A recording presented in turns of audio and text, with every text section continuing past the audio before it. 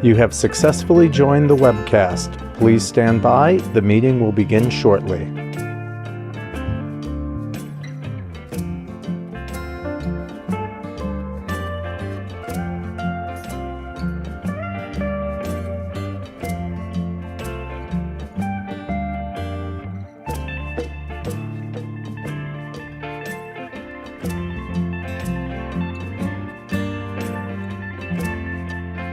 You have successfully joined the webcast. Please stand by. The meeting will begin shortly.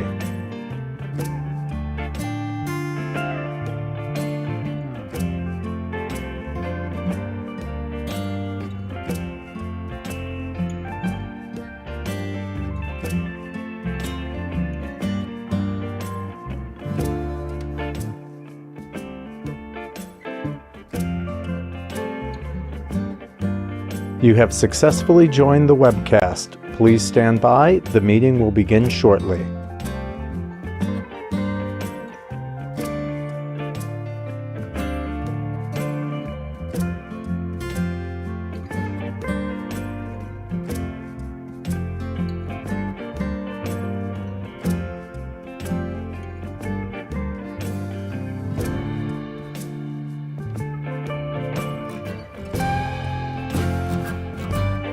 You have successfully joined the webcast. Please stand by. The meeting will begin shortly.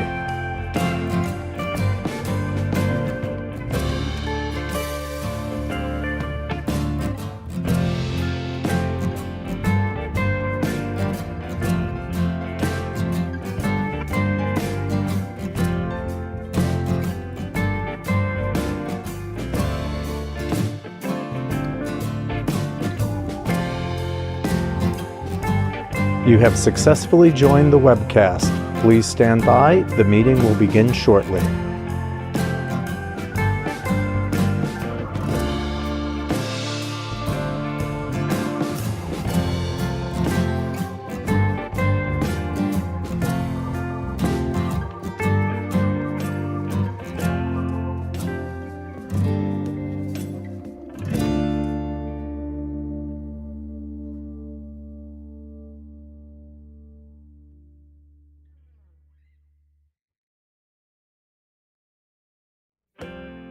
You have successfully joined the webcast. Please stand by. The meeting will begin shortly.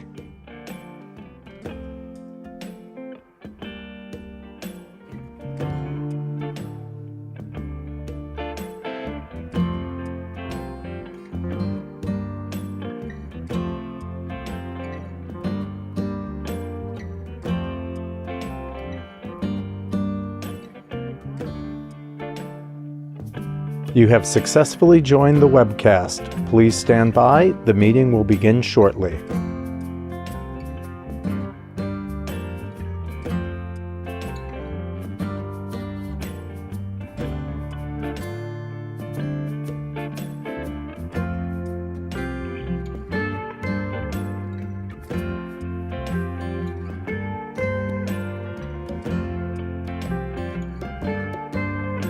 You have successfully joined the webcast. Please stand by. The meeting will begin shortly.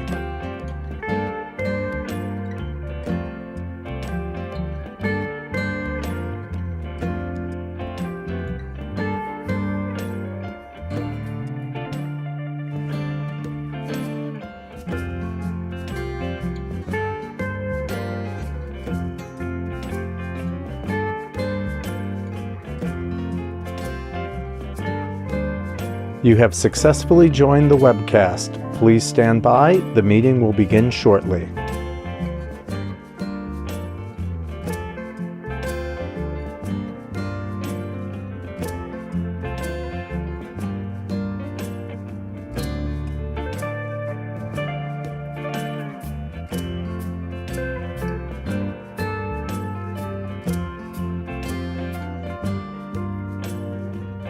You have successfully joined the webcast. Please stand by. The meeting will begin shortly.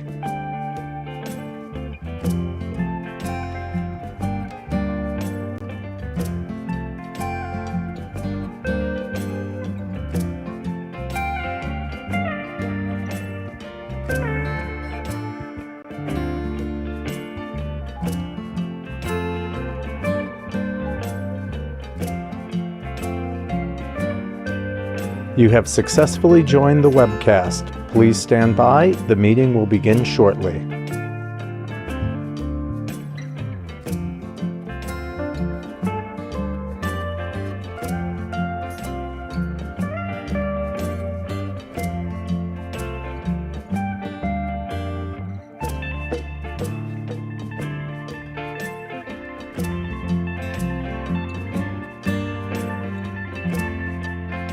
You have successfully joined the webcast. Please stand by. The meeting will begin shortly.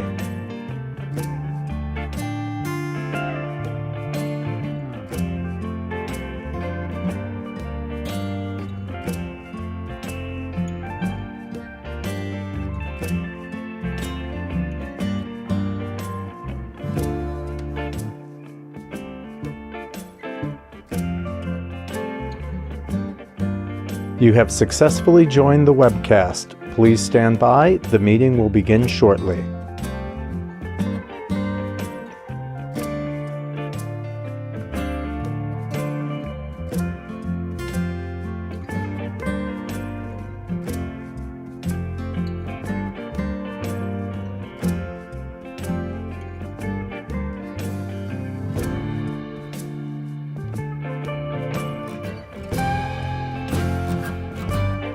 You have successfully joined the webcast. Please stand by. The meeting will begin shortly.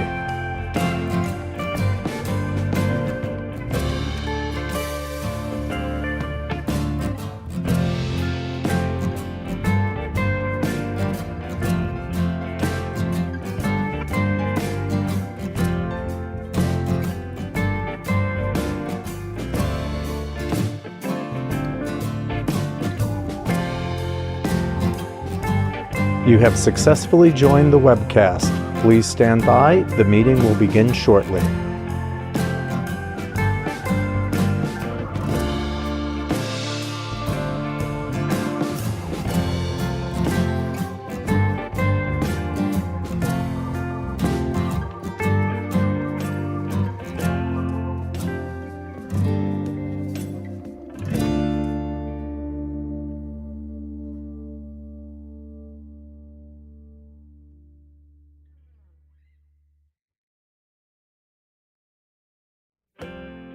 You have successfully joined the webcast. Please stand by. The meeting will begin shortly.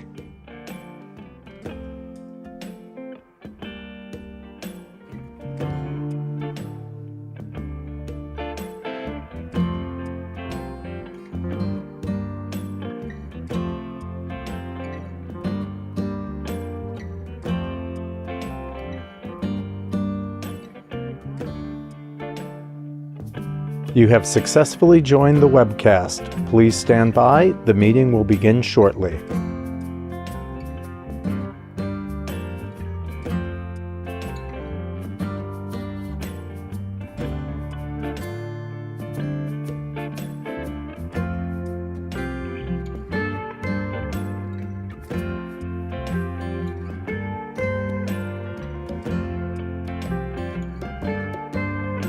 You have successfully joined the webcast. Please stand by. The meeting will begin shortly.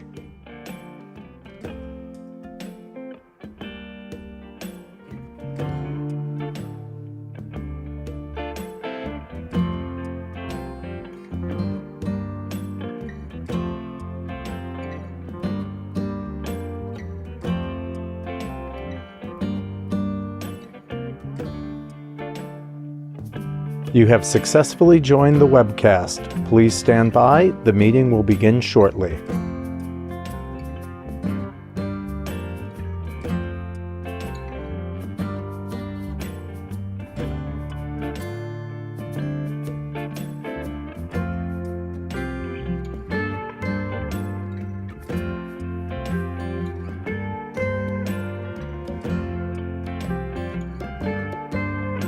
You have successfully joined the webcast. Please stand by. The meeting will begin shortly.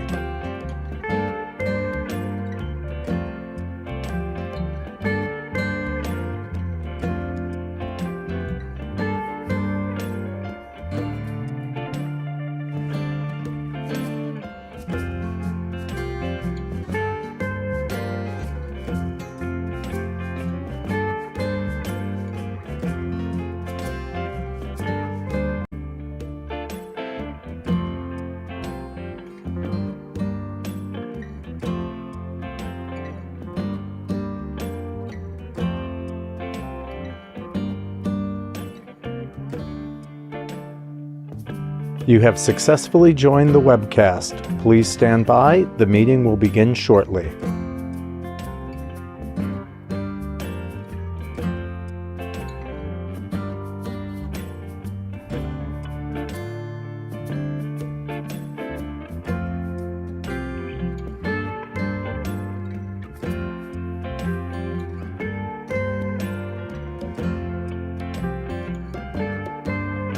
You have successfully joined the webcast. Please stand by. The meeting will begin shortly.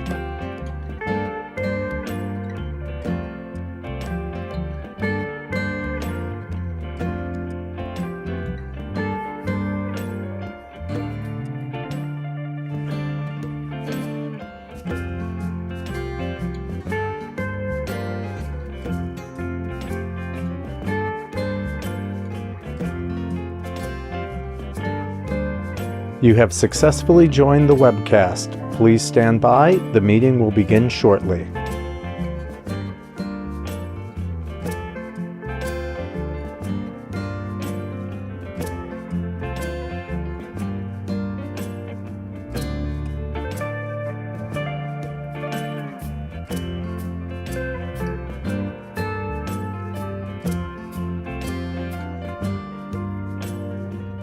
You have successfully joined the webcast. Please stand by. The meeting will begin shortly.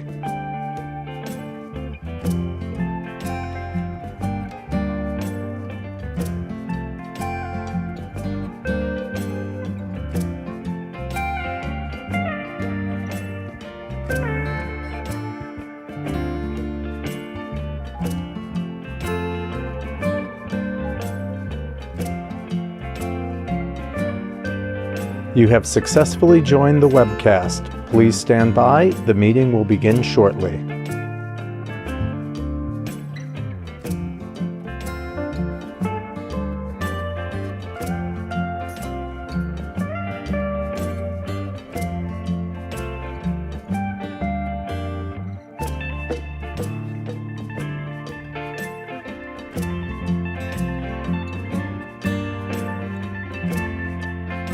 You have successfully joined the webcast. Please stand by. The meeting will begin shortly.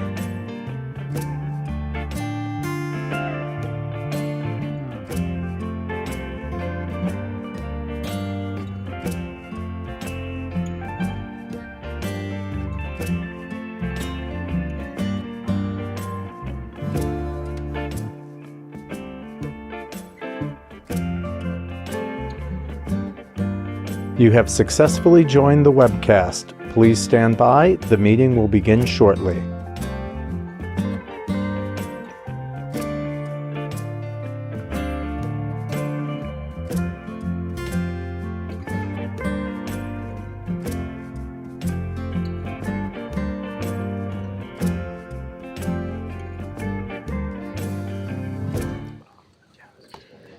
We're on the air. Good morning, everybody. Good morning. What a fun crowd. So nice to meet so many of you. If I haven't met you yet, maybe I could introduce yourself after the meeting. But it was great to see a bunch of you upstairs. For those who don't know me, my name is Kevin Law, and I've been chair of the board for the past few years. It's been a pleasure and an honor. And we have a great board and some new members here too. So I'm going to kick off our meeting today and call the meeting of the directors of the New York State Urban Development Corporation doing business as Empire State Development for this Thursday, October 17th, 2024. We'll call this to order. I'm going to first ask board members to introduce themselves, and so I could recognize a quorum. And then we'll go around the horn and the table and the side here, and we'll have others introduce themselves. So starting with my left.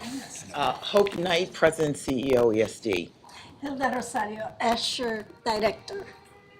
Benson Martin, Designee, DFS. Mike. Michael Rosen, member of the board. John Wong, Director. Lorraine Harris, member. Francine Del Monte, member. All right, so I will recognize we have a quorum so we can conduct our business. And before we get to the agenda, let's go around the room, starting with Kevin, and we'll go around this way, and then we'll start over here on the side. All right, good morning, Kevin Eunice, COO. Noah Raymond, Chief of Staff. Liz Luskin, Executive Vice President, Small Business and Technology Development. Samoviti and Lindsay Grant. Dan Kalinsky, Central New York Regional Director. Mike Evely, Capital Region, Regional Director. Linda Malabi, Mid-Hudson. Allison Madden, Mohawk Valley Regional Director. Karen Utz, Western New York Regional Director. Vinny Esposito, Senior Vice President for Regional Economic Development. Tony DeLisio, Deputy CFO Controller. Ray Orlando, Chief Financial Officer. Goldie Wexel, Deputy General Counsel. Joshua Bloodworth, General Counsel. Carol Longworth, Long Island Regional Director. Very good. Rich Gagliano, SVP Marketing. Debbie Woods, Corporate Secretary. Courtney Heath, Paralegal. Yvonne Cooper, Paralegal. Joan Bay, Vice President for MWBE.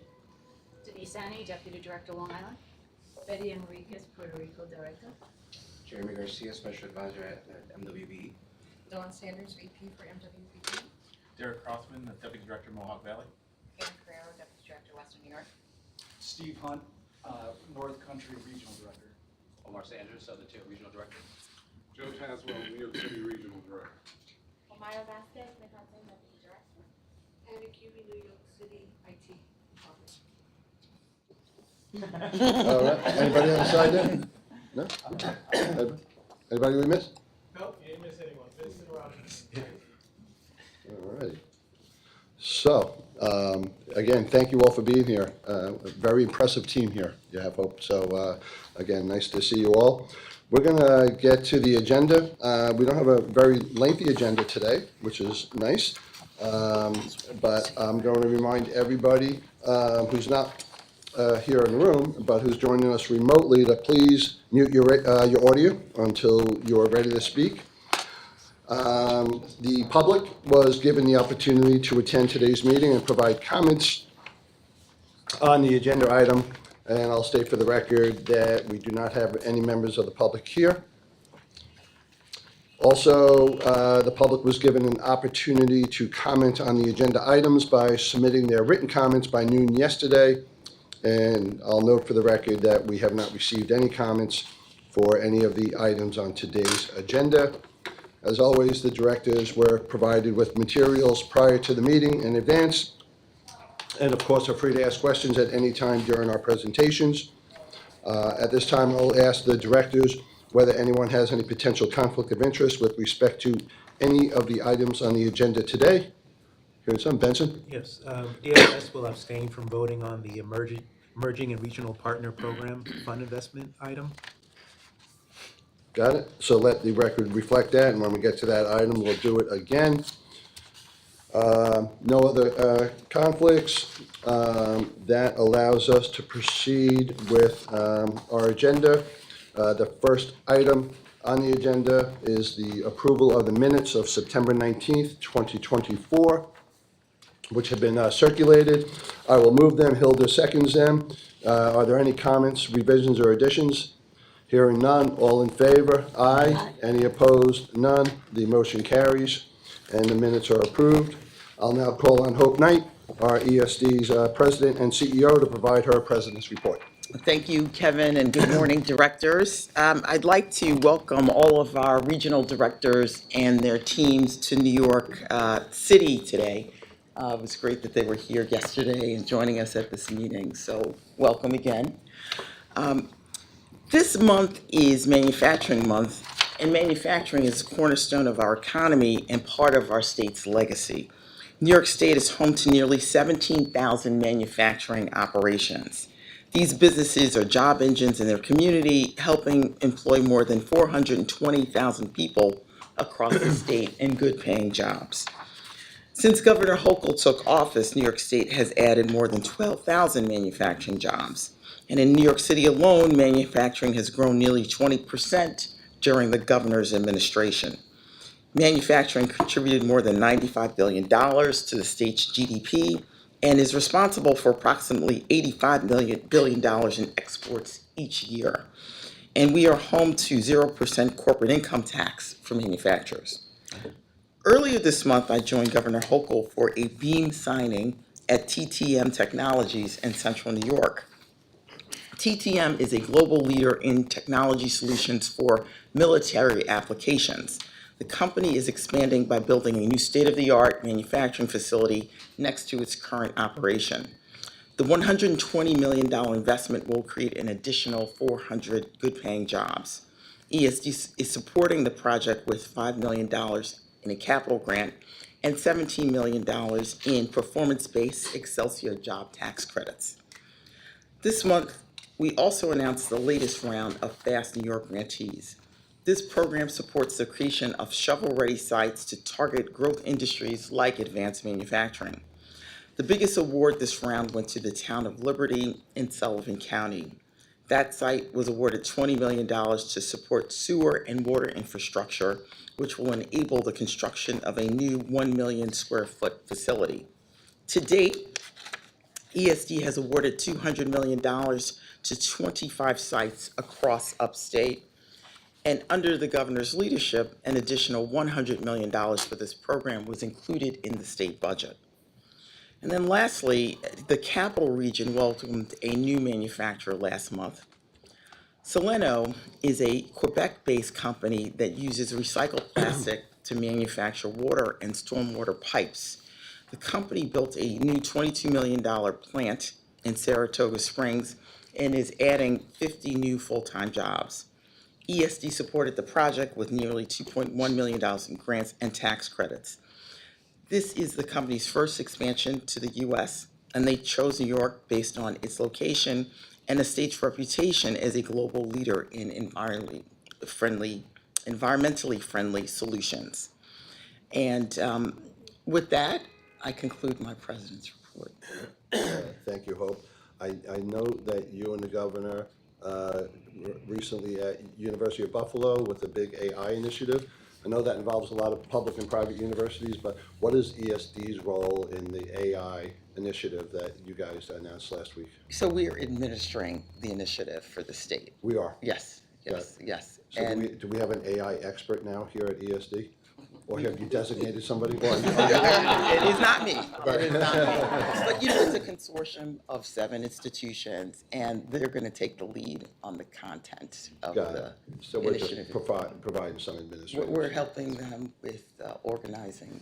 Good. Yes. No, it sounds pretty exciting. Yes. It's going to benefit the whole state. It will. It will put us in a leading position. So we don't have an AI division yet. Something tells me, with the governor's commitment to it, we're going to be playing a larger role in the future on it, which is exciting. Add that to the semiconductors and all the other things that you just mentioned there. It sounds exciting. So does anybody have any questions for Hope on any items she reported on? Okay, so thank you very much, Hope. We'll continue. Okay. Excuse me. So, outside?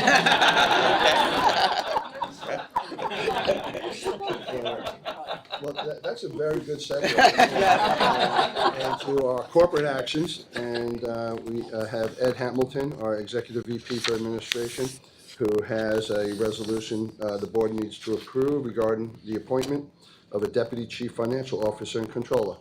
Is Ed here? Yes, good morning, Kevin, and good morning to the board and everybody at the meeting. The directors are being requested that Anthony D'Alessio be appointed to the Deputy Chief Financial Officer and Controller. His appointment would be effective September 12th, 2024. The duties for the Deputy CFO and Controller are outlined in the board materials, but I will say that Mr. D'Alessio joined the corporation after spending his career with KPMG as a managing partner. After retiring as a partner and prior to joining ESD, Mr. D'Alessio served as the Deputy Controller and Controller in Government. He's also a CPA in New York State, attended Hofstra University, and from introductions, you know that Mr. D'Alessio is in attendance with the directors at the meeting today. Thank you very much. Well, thank you, Ed. So I know Tony as well. When I used to run the Long Island Association, Tony was the managing partner of KPMG and served on our board. In addition to being a really smart guy, he's a real gentleman who is very passionate about economic development and business, and he was one of the more active board members, and he takes things seriously. And so it's an honor and a privilege to make the motion to approve Anthony D'Alessio as our Deputy Controller, seconded by Mike. Does anybody have any comments or questions on the motion? All in favor of the appointment? Aye. Aye. Any opposed? None? So Tony, by the skin of your teeth, you got in? Want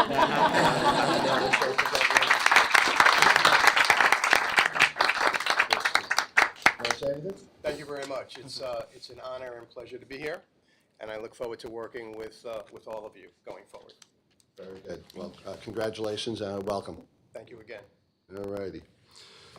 So that item is approved.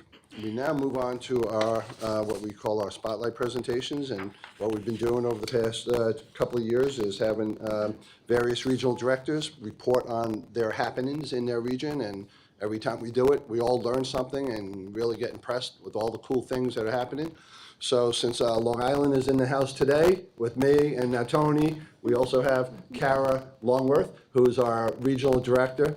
And again, let me tee up Kara because, again, before becoming chair of ESD, I was co-chair of the Long Island Regional Economic Development Council for 11 years. For the first 11, what round are we in now? 14. 14, so I did rounds 1 through 11. And Kara and her deputy, Denise Sani, who is right over there, really an amazing team, hard workers.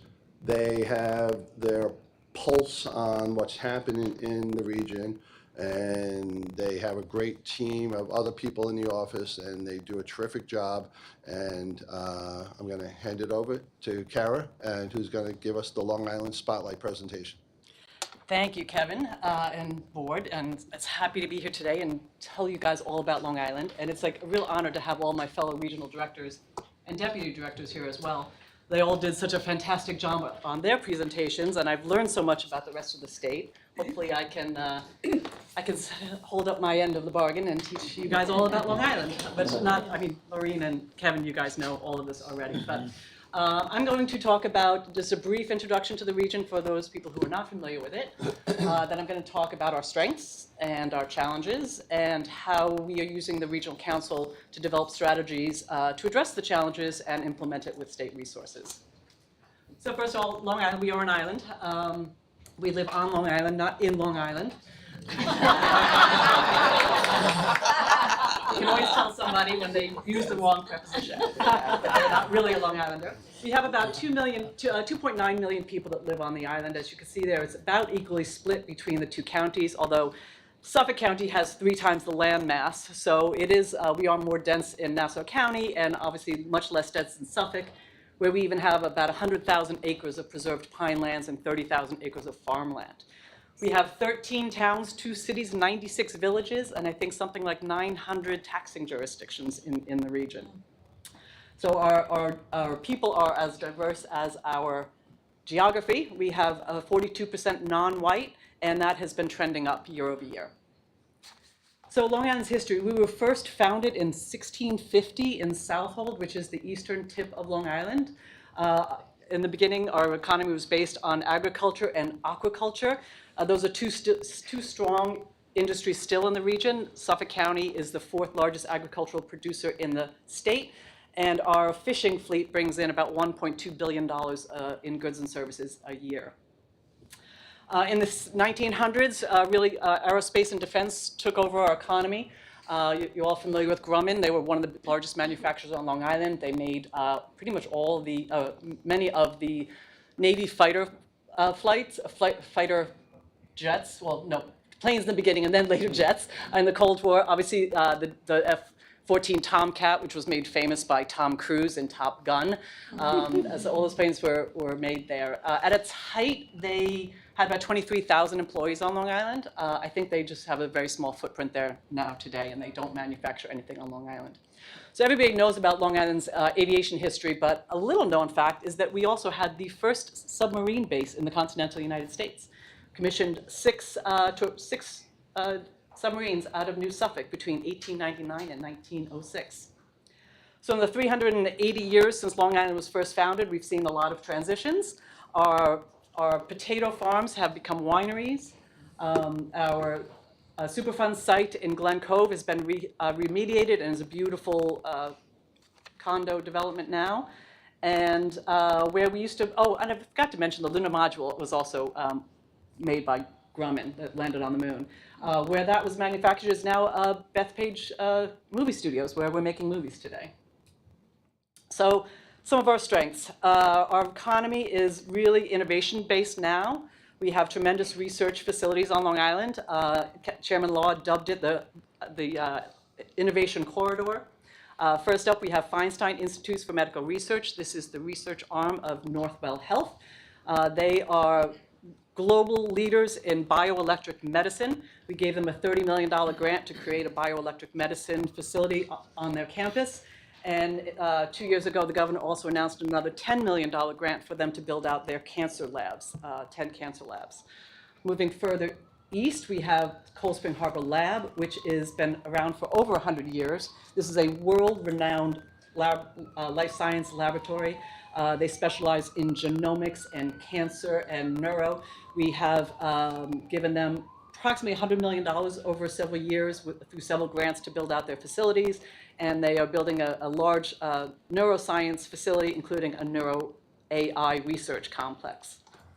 And moving further east, we have Brookhaven National Lab. You've all heard me talk about Brookhaven in the past. This is a federal Department of Energy federal multi-purpose user lab.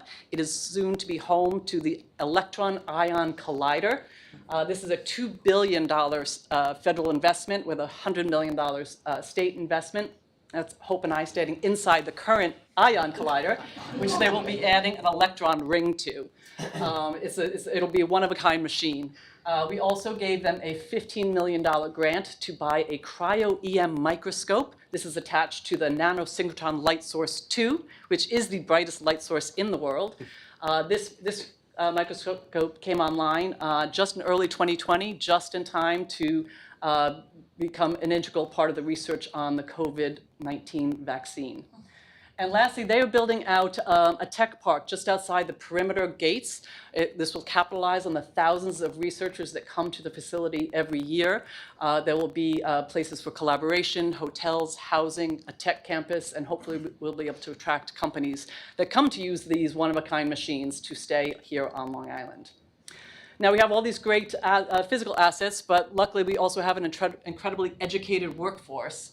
We have some of the best high schools in the country, award-winning students. We have 20 colleges and 3 medical schools. And we are happy to say we also just funded the first veterinarian medicine school on Long Island. This is at LIU University. We gave them a $12 million grant. This is only the second vet school in the state, and there's only 4 in the Northeast, and it will fill a need for more veterinarians in the country. Of course, the anchor of our research corridor is Stony Brook University. This is one of SUNY's flagship universities. In addition to its 30,000 students, 14,000 employees, it has a hospital and a research park with 2 cats and 2 COEs.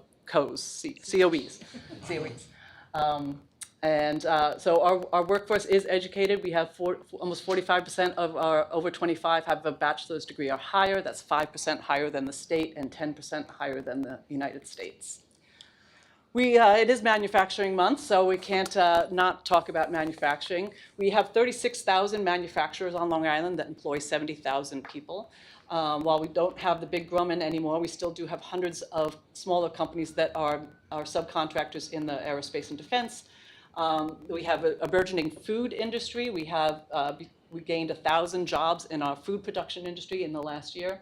And our biggest sector is life sciences, biotechnology, making pharmaceuticals and nutraceuticals. And no conversation about Long Island economy cannot include tourism. Tourism is a huge part of our economy. You can see $7.5 billion this year. That's up $1 billion from last year. Wow. Obviously, we have incredible natural assets in the region. We have almost 1,200 miles of shoreline. We are situated adjacent to New York City, which I think is the largest visited city in the world. We had 41 million visitors last year. And who come to see our natural assets. We have wineries. We have 60 wineries on the East End and numerous craft breweries. So we have our challenges like everybody else. The two biggies are housing and workforce. Although our population is relatively stable, we have lost 98,000 residents between the ages of 35 and 55 in the last decade, and 70,000 between 18 and 49 in just 2021. So that creates a job shortage. We have open jobs. I hope you asked me about this the other day. And our DOL's reported we had 9,300 manufacturing jobs open in the last year, with almost 800 open as we are here today. And connected is our housing shortage, right? We know we've created more jobs than housing units, 62,000 more jobs than housing units in the last 20 years. We just simply do not build as much as our contemporary suburbs. And we still have considerably less rental housing, percentage of rental housing, as like almost half from other suburbs around the city. So what that means is that our housing is expensive. It goes up and up and up every month. Every month, as Kevin and Lorene can attest, Newsday reports that we have hit a new median high. $835,000 in Nassau, $680,000 in Suffolk is the median home price, which means that our 43% of our owners are cost burdened and 50% of our renters are cost burdened, which means they have to pay more than 30% of their income on housing.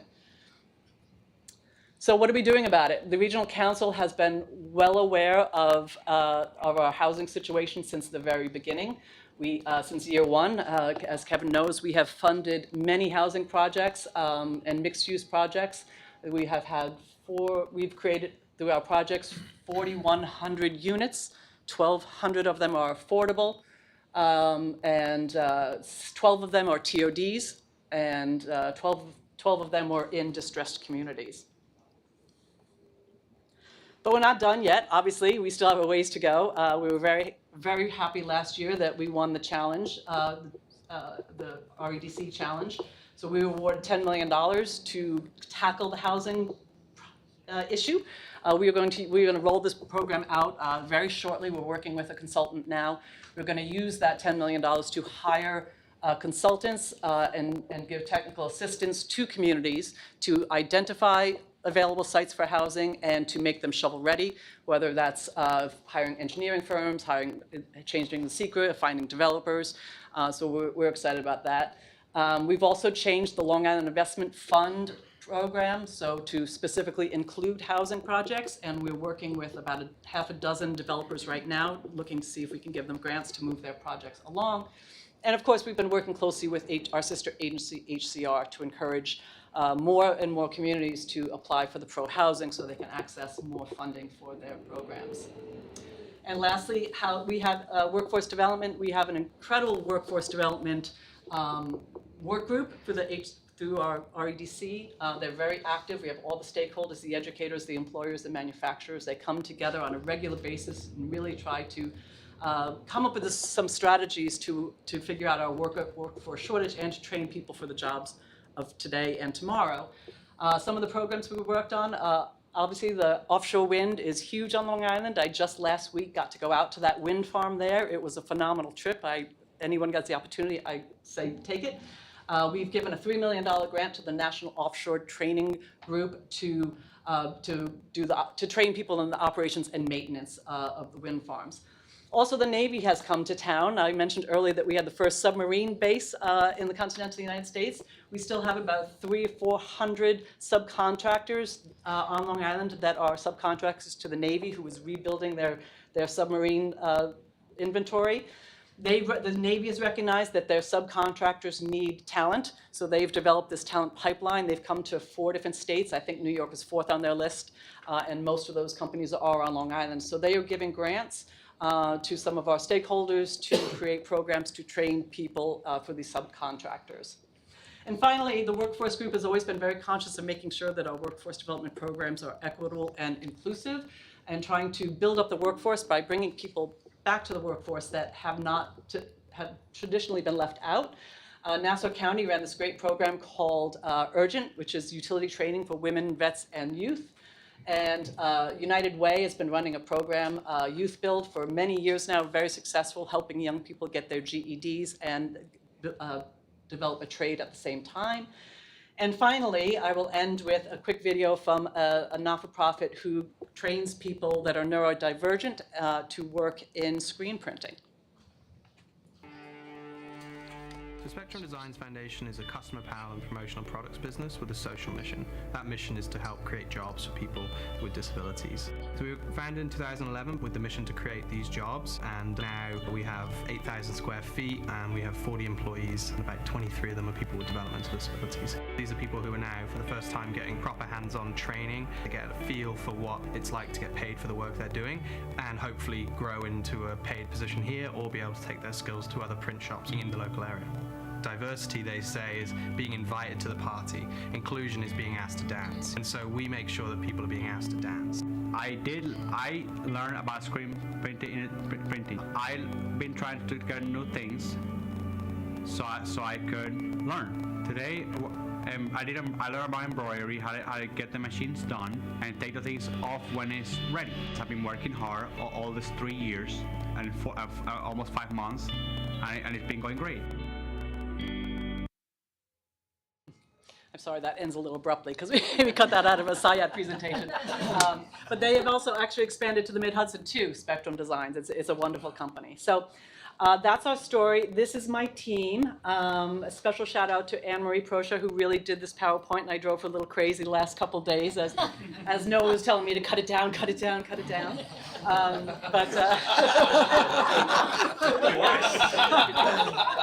Oh, sorry. But it was great. It was a great opportunity for all the team to come together and really figure out, like, what can we tell you, right? I mean, the region is so big, it's so broad, but what can we really break down and bring to the table to let you guys really know what Long Island is all about? So happy to answer any questions or follow up. Terrific job, Kara.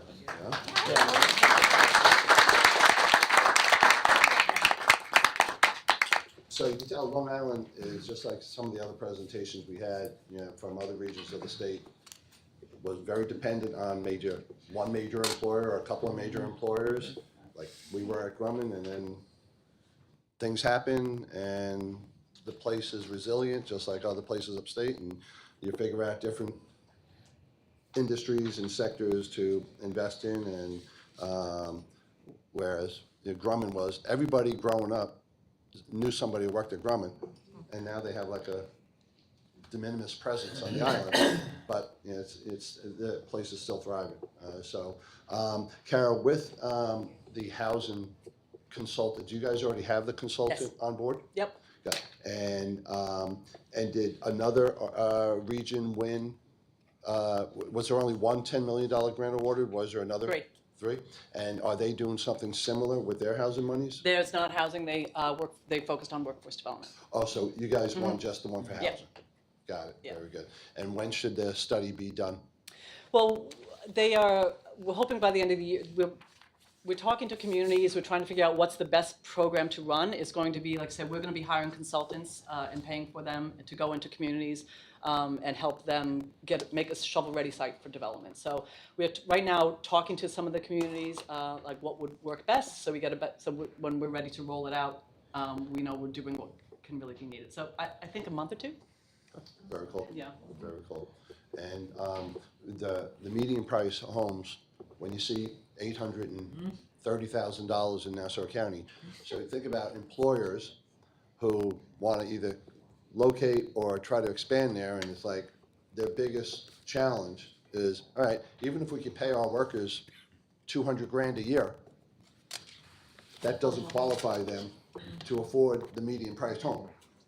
And so it really is a significant challenge. That's why I think Governor Hochul is so right in when she's focusing so many of her efforts on housing, and then ESD, which historically didn't play a big role in housing, is now very involved in the sector. So it's great to see Long Island doing that as well. Do any of the other board members have any questions for Kara? Oh, but I did appreciate that. It's a very good presentation. Very, very impressive, especially the stats. Well, we made that argument in our strategic plan last year because there is some fear of too much housing in the region to go, as you know, right, you see it in the paper all the time, people fighting out, trying to oppose projects. But if you make the argument that the workforce, we need it for the workforce because you want your companies to grow, you want people to be employed, you want your children to stay on Long Island, and if we don't build the housing for them, we can't keep them here. And I mean, it's not just in manufacturing. I mean, anytime you go to a grocery store or restaurant, they're closing one day a week because they can't have staff, or you see the help wanted sign everywhere. We definitely, and so we connect that idea to housing. We're hoping that people will understand a little bit better that it's not a bad thing. Closing schools, right? We've seen schools closing, right? Absolutely.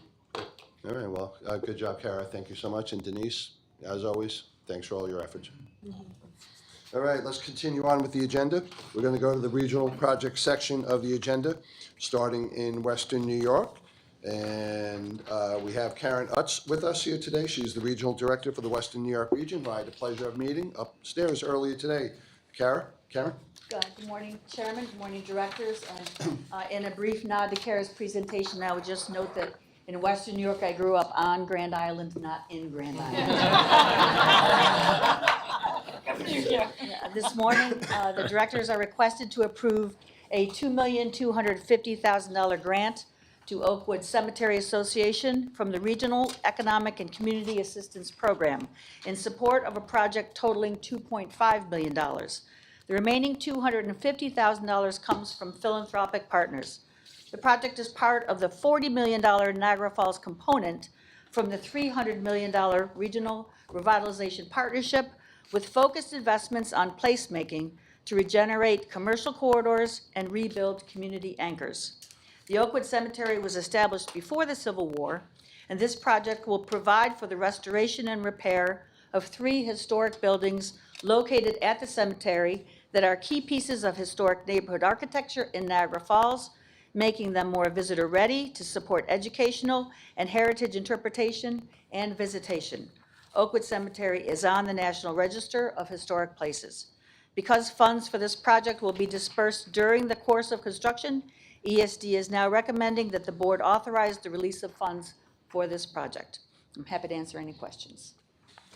Thank you. Anybody have any questions for Karen? May I just make a comment? Yeah, I'm just very supportive of this particular project. Oakwood Cemetery is the oldest cemetery, I think, in Niagara County, if I'm not mistaken. And they have strived for years to really keep it not only just functioning as a cemetery, but as a tourism attraction, because they do tours. And just for everybody's edification here, Annie Edison Taylor, I think, was the first person, but definitely the first woman, who went over the falls in a barrel and survived. And she's actually buried in Oakwood Cemetery. So like a lot of cemeteries around the state, they do these tours, but we have a lot of historical figures that are buried at Oakwood. So I just wanted to add that to your historical knowledge. Well, I'll take that in the form of a motion to approve. Seconded by Lorraine. We have no questions from no comments from the public, and no other questions from the board members. So all in favor? Aye. Any opposed? None. The motion carries. Thank you, Karen, and thank you, Francine. Well, let's move over to Central New York. Another great guy I got to see in person for the first time today, Dan Kalinsky, who gave a great presentation a couple of months ago. So Dan is here. He's our regional director for our Central New York region. Dan? Thank you, Mr. Chairman. Good morning, Commissioner and board members. Today you are being asked to approve a Regional Council Capital Fund grant of $300,000 to the town of Oswego to be used for a portion of the cost of construction, renovations, and soft costs related to engineering and design for their Lake Shore sewer construction project. The purpose of this project is to eliminate on-site sanitary treatment systems by serving commercial properties and residential users with public sanitary sewer collection facilities. These upgrades will promote future development in Oswego by providing reliable critical infrastructure. The total cost of this project is $5,550,000, with 94% coming from the town. ESD participation is 5% of the total project cost. The remaining 1% is coming from the New York State Environmental Facilities Corporation Clean Water State Revolving Loan Fund. The project is consistent with the CNY REDC's goals of placemaking investments, which aims to invest in the built environment to support the growing economy and future generations. Happy to take any questions. Dan, can you point to any particular, like, projects or businesses that once this sewer project gets completed, they're going to be able to hook up and, create economic activity or create jobs? They don't have anyone that was like waiting to connect to the sewer lines, but continuing for the planned growth of Oswego County, this was necessary both as a flooding mitigation. They were having overruns of some of the wastewater because of the flooding from Lake Ontario, that we saw the devastating floods a few years ago. So this was both a sustainability effort to get those commercial and residential units on the public sewer lines and future plans for expansions that they're anticipating, especially with the Micron project coming down the pipe. Got it, very good. All right, well, thank you, Dan. I will move it. John Wong seconds it. Are there any questions or comments? We have no questions, we have no comments from the public. So all in favor? Aye. Any opposed? None. The motion carries. Thank you, Dan. Move over to the Mohawk Valley region. 2 items will require 2 separate votes, so we'll do them one at a time. Allison Madmoon, Regional Director for Mohawk Valley region. Allison, are you here? I'm here. There she is. Good morning, Chairman. Good morning, Directors. This morning, I'll be asking you to approve a Round 12 Regional Council Capital Grant of $1 million to Lahinch, Utica, to be used as a portion of construction and renovation for the Mayrow Building in downtown Utica. Lahinch, Utica sought to rehabilitate blighted and heavily contaminated Mayrow Building and convert it into 15,000 square feet of commercial space, as well as 51 market rate apartments in its downtown. This project will offer a diverse range of storefront offerings and bring investment to Utica's urban core. The renovations are nearly complete with an expected completion date of November 2024. The total budget for this project is $9.2 million, and ESD's participation in this project for this grant will be 11% of project costs, $1 million. The project is consistent with the MVREDC's strategy for creating vibrant communities through downtown redevelopment, and I'd be happy to take any questions. Thank you. Any questions for Allison? Hearing none. We have no comments from the public. I will move it. Hilda seconds it. All in favor? Aye. Any opposed? None. Motion carries. Allison, continue. The next project I'll be asking the directors to approve this morning is a Round 13 Regional Council Capital Grant of $500,000 to JCTOD Outreach, Inc., to be used as a portion of construction and renovation for the Johnson Park Green Community Center building in Utica.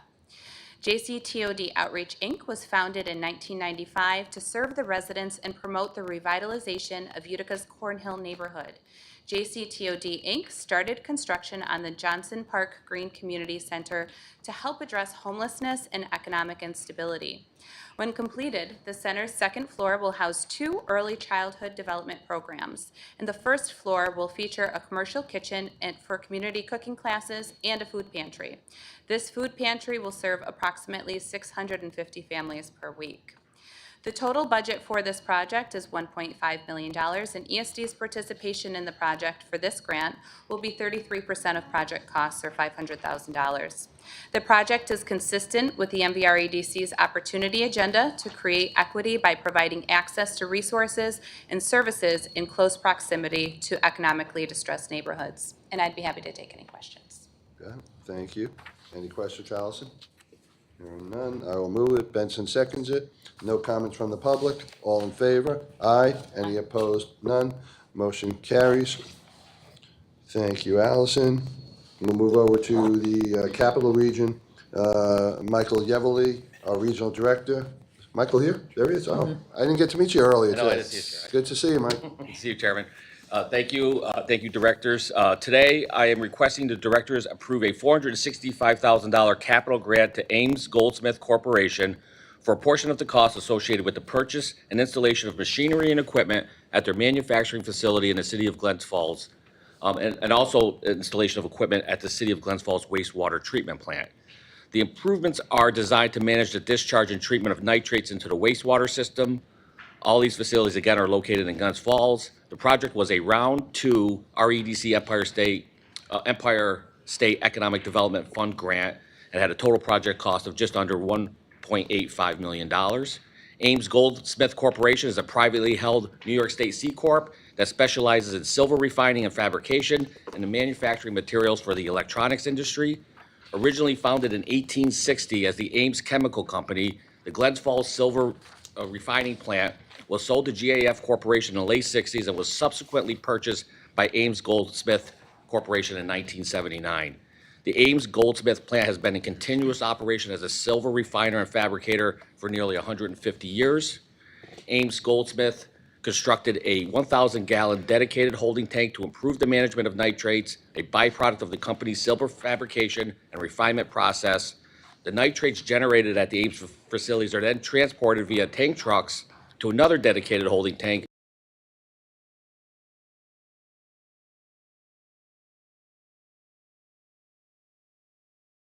enabling Ames to increase operations at their facilities. The construction and renovation project is complete. The company needed to retain 89 existing jobs and create 9 new jobs. They've done that and are employing over 100 people on site. The project aligns with CREDC's strategy of innovate and grow. Happy to answer any questions. Hey, Michael, a question for you. So round two, what did we say? We're in round 14 now? Yes. No, just seriously, Yeah. you know, Yeah. why did it take so long? Was it COVID related? Were there hiccups? And did we, ESD, help them get over the finish line? So they, in a very timely way, completed the project. I believe it was done 2016, 2017, the physical project. They dipped below the job numbers. They had trouble filling the jobs. COVID hit, they dipped even more.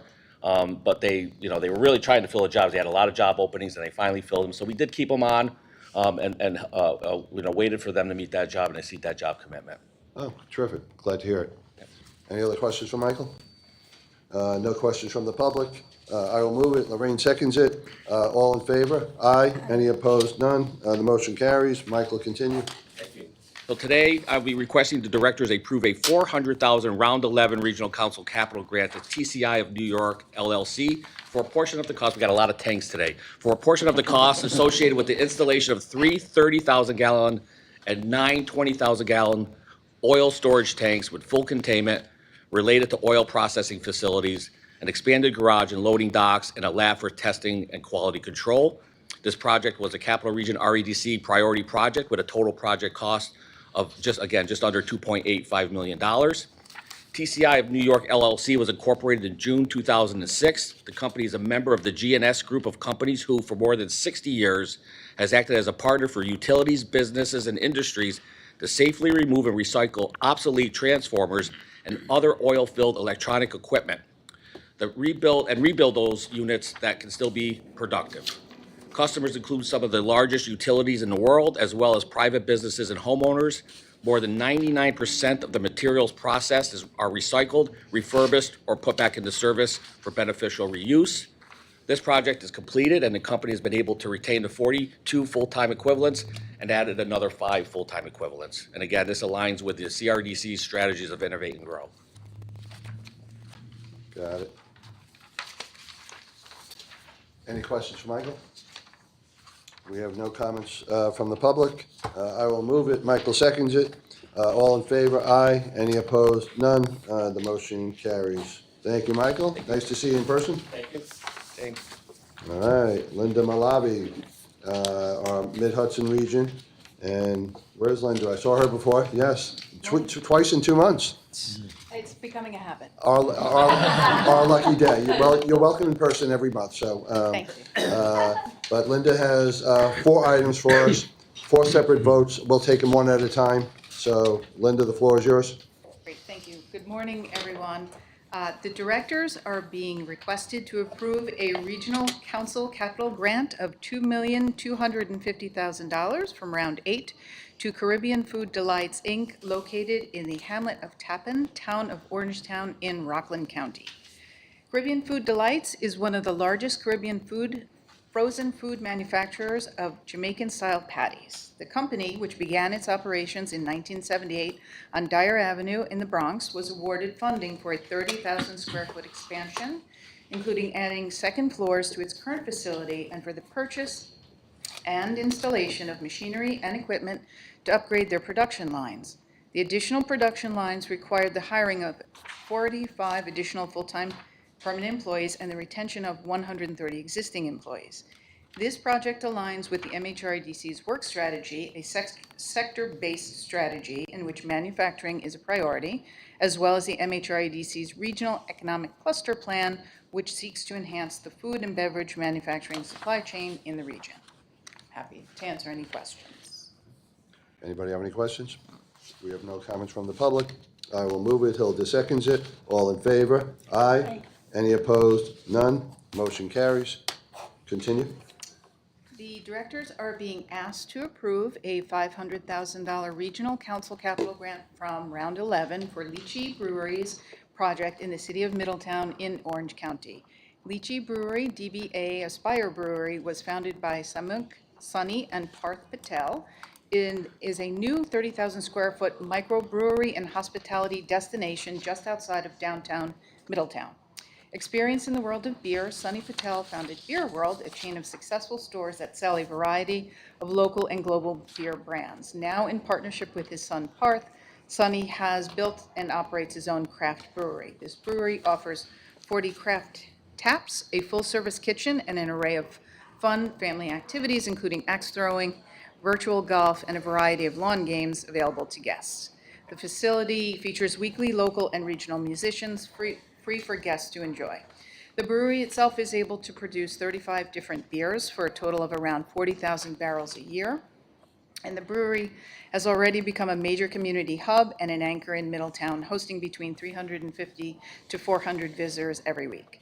Having invested $15,337,456 into this project, Sunny and Parth Patel were able to finalize construction, hire a total of 30 FTEs.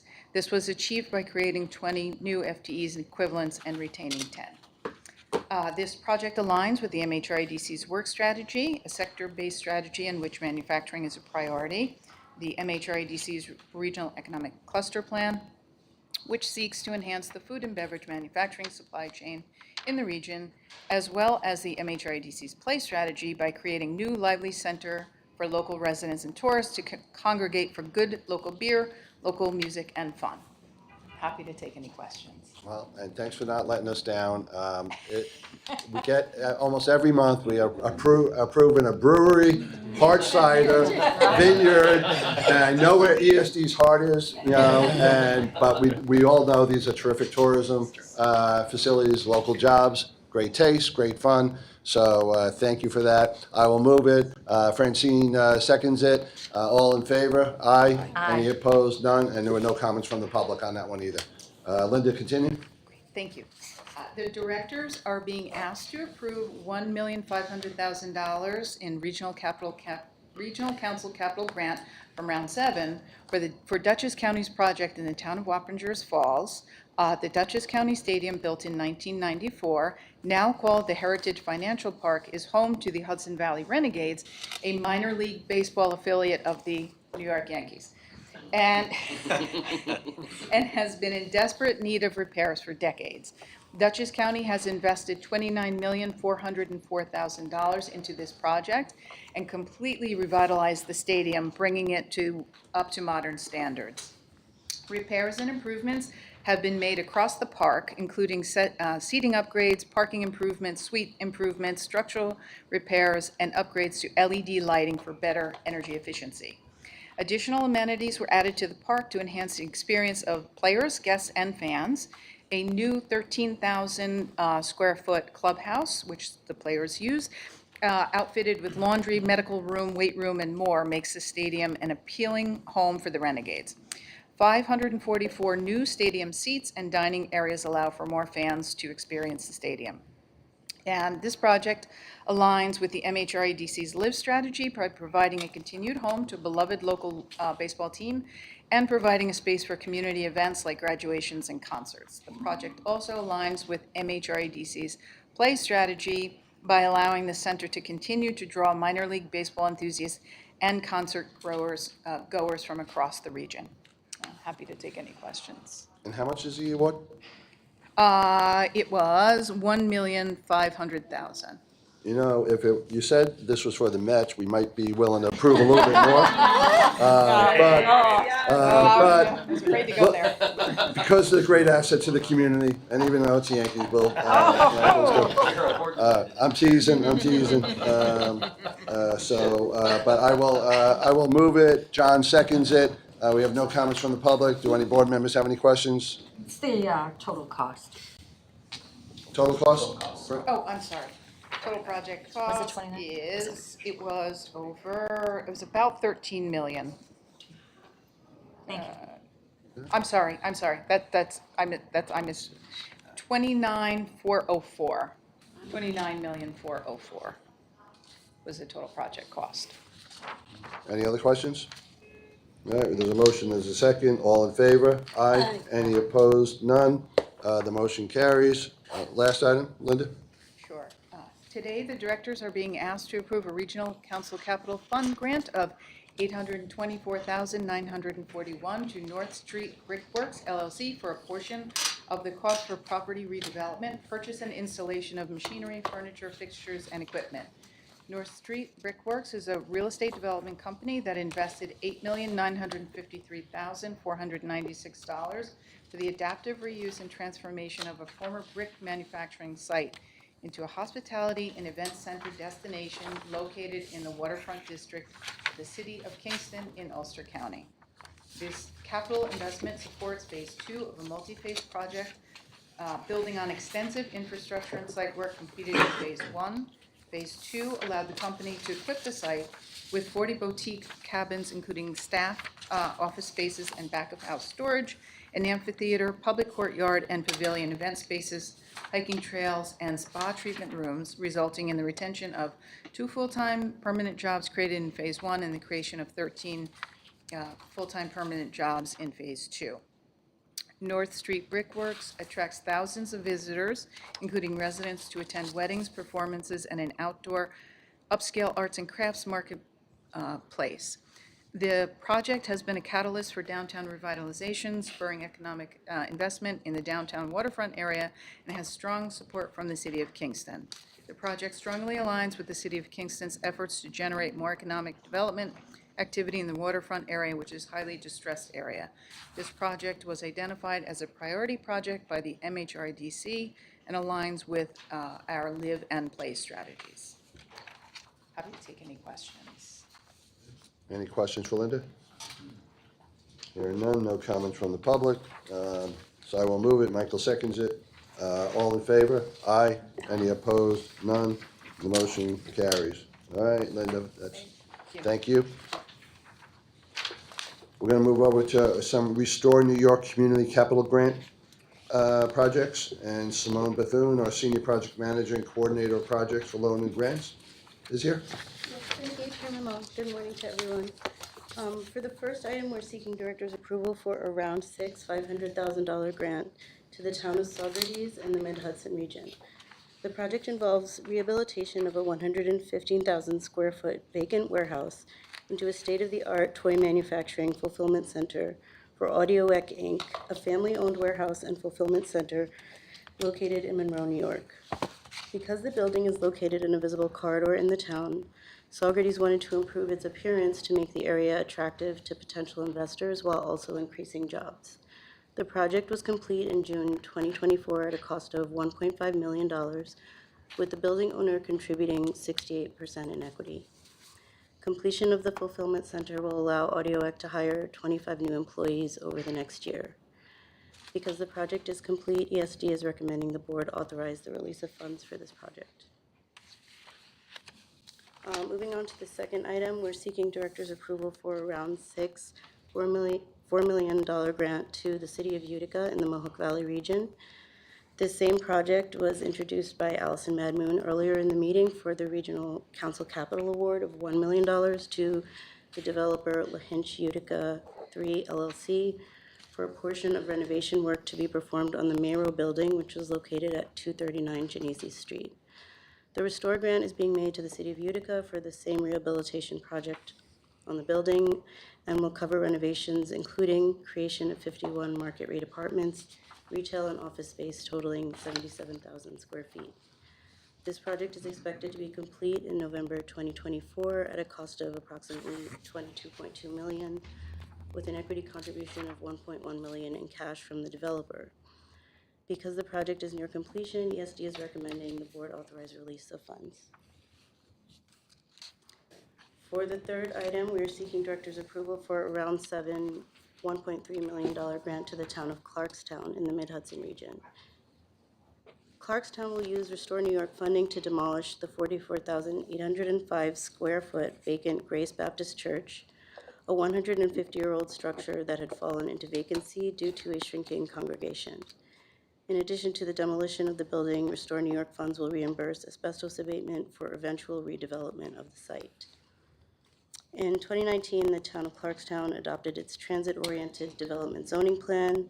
The plan was designed to create new zoning to better reflect and reinforce the traditional Main Street layout of the area and provide opportunities for mixed-use development and a variety of housing options for residents seeking to live near and utilize the commuter rail running to Bergen County in New York City. Restore New York funding allowed the town to reduce costs associated with preparing the property for development that will allow it to move forward with making the parcel ready for workforce housing. The project is scheduled to be complete this month at a cost of approximately $1.6 million, with the town contributing $317,000 in equity. Because the project is complete, ESD is recommending the board authorize release of funds for this project. And finally, directors are being asked to approve a $1,150,000 Round 7 Restore New York grant to the town of Liberty in the Mid-Hudson region for renovation of the abandoned 45,000 square foot building known as the Green Building into a mixed-use space that will include 40 new affordable housing units, along with commercial space on the first floor to help fill the housing gap in Liberty and provide working families the ability to live and work directly downtown. Total project costs are estimated to be $4.5 million, with an equity contribution of $480,000 from the developer. Project completion is slated for August 2025. Because the funding is being provided during the course of construction, ESD is recommending the board authorize release of funds for the project. And I can take any questions. Thank you, Simone. Simone, on the Clarkstown project, a 150-year-old church, is the entire church being demolished, or is any parts of it a historic structure that's going to be able to be preserved and become part of the new mixed-use project? No, the entire building will be demolished. Demolished? Yeah, Oh. yeah, it was, I think the asbestos abatement. It wasn't didn't allow- salvageable? Yeah, it wasn't salvageable. Got it. That's unfortunate. All right. Anybody have any questions for Simone on any of these 4 Restore New York grants? We have not received any comments from the public either. So I will move it. Hilda seconds it. All in favor? Aye. Any opposed? None. The motion carries. Thanks, Simone. Thank you. Move over to the Office of Strategic Workforce Development. Christina Lopez, Deputy Director for Workforce Development, who I think I met earlier this morning. No? Yep. Thank you, Chair, and good morning, directors. I guess not. No. The directors are being requested to approve the release of funding for the Office of Strategic Workforce Development's Pay for Performance Program Operating Grant to Buffalo Arts and Technology Center, Inc., BCAT, in the amount of $750,000. BCAT applied for a Pay for Performance operating grant through the Office of Strategic Workforce Development's grant funding programs, and based on recommendations of the Office and the ESD Commissioner, an incentive proposal was signed agreeing to provide $750,000 in funding for the project. BCAT's Building the Tech Workforce Ecosystem is a 2-year program that will provide workforce training opportunities for careers in high-priority technology fields throughout Western New York. The program will work to meet the needs of current and emerging industries seeking employees with intermediary technology skills. BCAT will recruit 120 trainees from underserved populations to participate in 4 separate courses: IT Fundamentals Plus, IT Technical Support, IT Networking Pro. Oh, one moment, I just lost my note. Network Pro, and IT Security. 100 trainees will enroll into IT Fundamentals, with intention of pursuing additional courses in IT technical support technician, IT networking pro, and or IT security. BCAT will work with community partners to support employer recruitment for the training program, connecting their technical trainees to employers willing to provide internships and employ those individuals, those qualified workers, to build diverse and skilled workforces.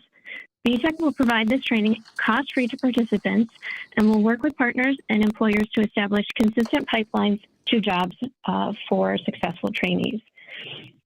BCAT offers wraparound services to all students enrolled, and students have access to free tutoring, meals, mental health care, and career counseling services on site. The adult workforce team is trained in trauma-informed practices and cultural competencies, and BCAT recognizes that the WRAP services they offer in-house may not meet all needs for participants, and they will leverage partnerships with multiple agencies in the community to provide additional support, such as financial assistance for childcare, housing, transportation, and emergency support during crisis situations. We are recommending that the board authorize the release of funds for BCAT's Buffalo Arts and Technology Center, Inc. to carry out this project. I'm happy to answer any questions. Thank you, Christina. Anybody have any questions? We have no comments from the public, so I will move it. Benson seconds it. All in favor? Aye. Any opposed? None. The motion carries. Thanks, Christina. Let's move over to New York Ventures. Ryoko Nozawa, our Senior Director of New York Ventures, and this is the item that Benson will be recusing himself on. Ryoko? Good morning, directors. We are requesting that the directors authorize an investment commitment from the State Small Business Credit Initiative, SSBCI's Emerging and Regional Partner Program Fund. This is a $102 million program using federal SSBCI funding to provide equity investment for venture capital fund managers who invest in high-growth New York State companies. We invest in venture capital funds led by emerging managers or those focused on underserved regions of the state. Subsequently, the fund managers invest our capital into multiple startups alongside private funds, with at least one private dollar for every SSBCI dollar invested into a single company. New York Venture staff conducts the evaluation of each application, and the applications will be reviewed until the funds are exhausted. This program was authorized by the directors in 2022. The directors approved investment commitments to 9 fund managers at the previous ESD board meetings. And today we propose investing in MBX Capital for up to $8 million. MBX is a venture capital firm in New York City that invests in healthcare infrastructure and life science startups, including those addressing environmental pollutants that impact people's health. Through its investments, MBX aims to improve public health, including a focus on underserved communities. MBX is led by 2 diverse fund managers, and the fund managers are raising and investing out of their third fund. New York Ventures conducted due diligence on MBX Capital, and we concluded that investing in this fund will help support the innovation ecosystem in New York State. The New York Ventures team recommends that directors authorize this investment, and I'm happy to take any questions that you may have.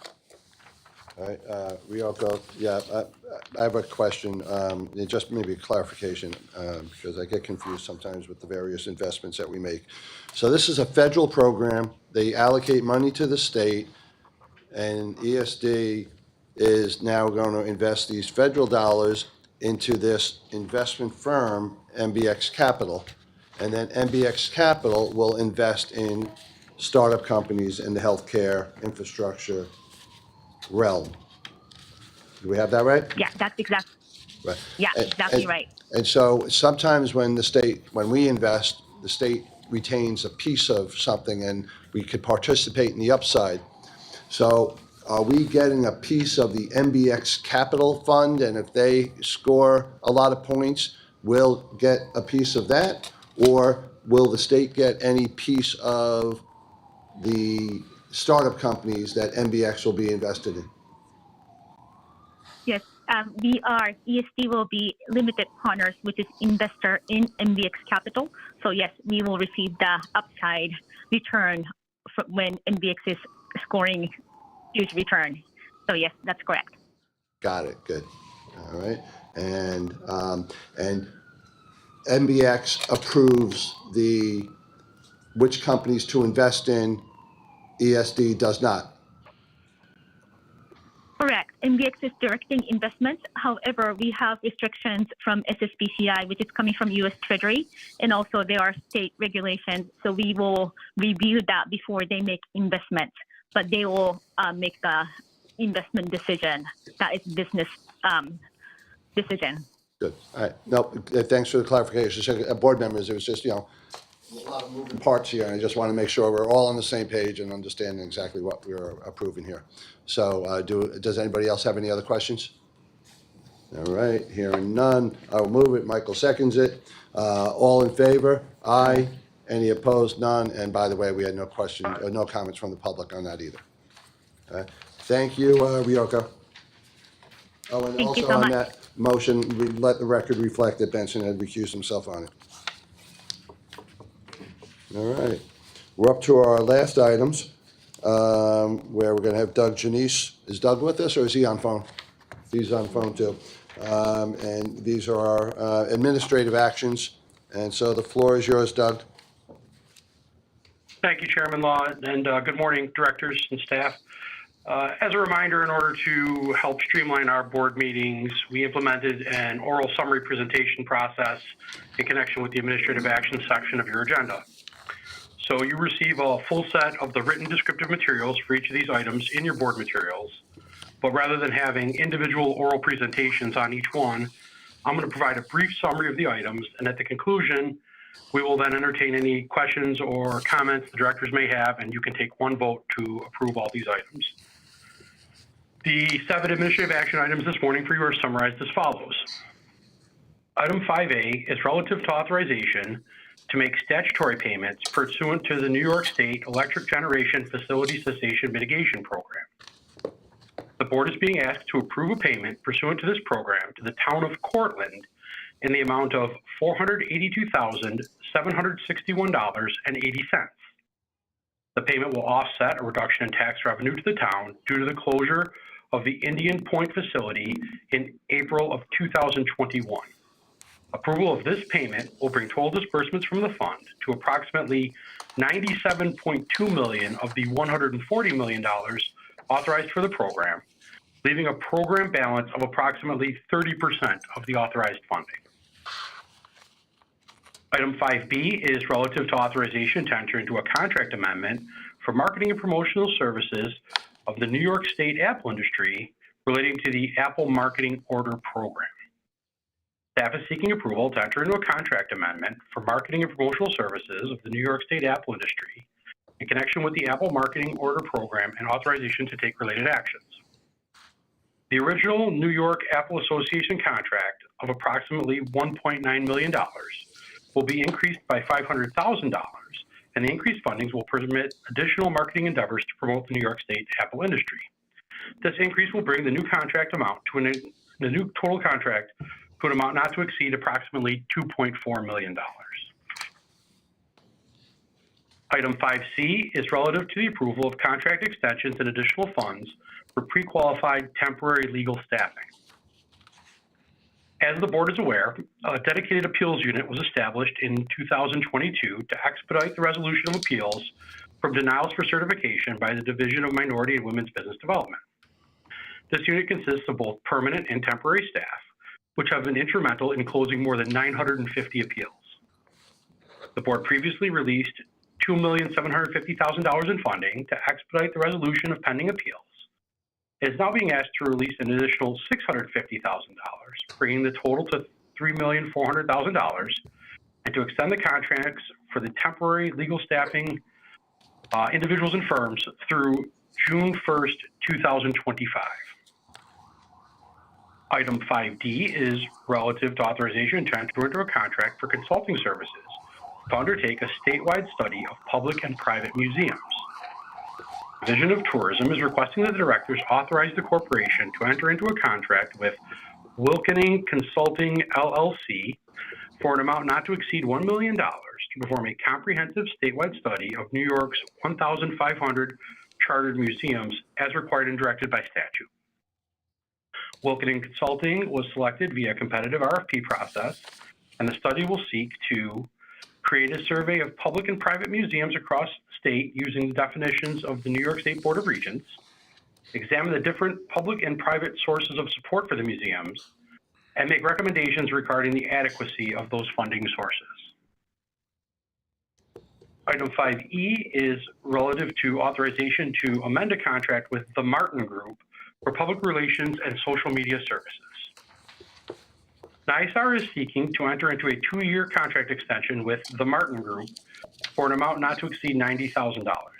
This will allow them to continue to develop and execute an assertive public relations campaign to help identify, activate, and capitalize on statewide, regional, and trade media opportunities, highlighting stories from across NYSAR's statewide network of over 80 innovation assets. This campaign, combined with ongoing social media consultation, will amplify NYSAR's key messaging and create awareness of the NYSAR network's capabilities and impact in key strategic innovation areas for New York State. Item 5F is relative to authorization to enter into 3 contracts for the New York State MWBE Business Growth Accelerator Program design and implementation.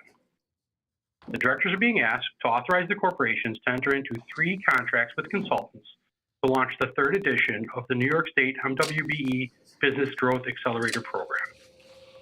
Focusing on growth-oriented MWBEs in the construction services, construction consulting, and semiconductor fabrication and construction trades. This program is a cornerstone of the division's commitment to drive economic growth, create jobs, and enhance MWBE participation in high-growth industries in New York State. These consultants will provide intensive training, mentoring, one-on-one coaching, and technical assistance to a minimum of 200 New York State certified minority and women-owned business enterprises across 6 of New York's economic development regions. AL Consulting Group Inc. is being awarded New York City and Central New York regions with a contract amount of $800,000. The Business Outreach Center Network Inc. is being awarded the Long Island and Mid-Hudson regions with a contract amount of $400,000. And the New York Tri-State Chapter of National Association of Minority Contractors is being awarded the Western New York and Finger Lakes regions with a contract amount of $400,000. As an additional note, staff is in the process of issuing a request for proposals to provide services to the Capital District and Mohawk Valley regions and anticipates returning to the board for authorization to award a contract to the successful vendor upon selection. And our final item, item 5G, is relative to authorization to enter into a contract with Z7 Solutions for 24/7 critical infrastructure services. The IT department is requesting authorization to enter into a contract with Z7 Solutions LLC for 24/7 critical infrastructure consulting services for on-premises and cloud end-user computing. The corporation has been working to upgrade its computer infrastructure and to better enhance the ability of for program staff to work remotely, and this contract will provide critical assistance with these tasks going forward. The contract term will run from December 1st, 2024 to December 1st, 2027 in an amount not to exceed $1,620,000. I will now turn it back to our chair, who will call for any questions or comments you may have on any of these items before calling for a vote. We also have item-related staff on the line today as well to take any questions. Thank you. Thank you, Doug. Anybody have any questions for Doug on any of these administrative items we're being asked to approve? Do we reach out to minority businesses to respond? To which one? Any of those? Doug, did you hear Hilda's question, Doug? What's the outreach to minority businesses to participate in the procurement of some of these services that we're being asked to approve today? I did hear the question, Chairman. I'm going to turn this to Donnie Soro or Jason Clark to provide you the details on that particular outreach initiative. Dawn is going to answer the question. I'm sorry? Dawn. Hi there, Dawn Sanders speaking for MWBE.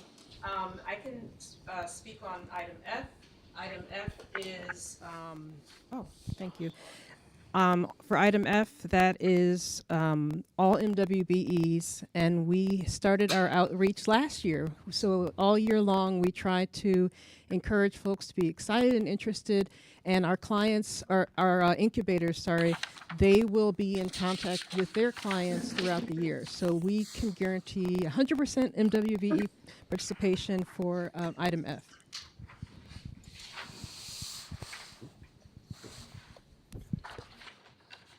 Okay, Hilda? Yeah. Good. Anybody else have any other questions? We have no comments from the public on any of these items, so I will move them. Lorraine seconds them. All in favor? Aye. Aye. Any opposed? None. The motion carries.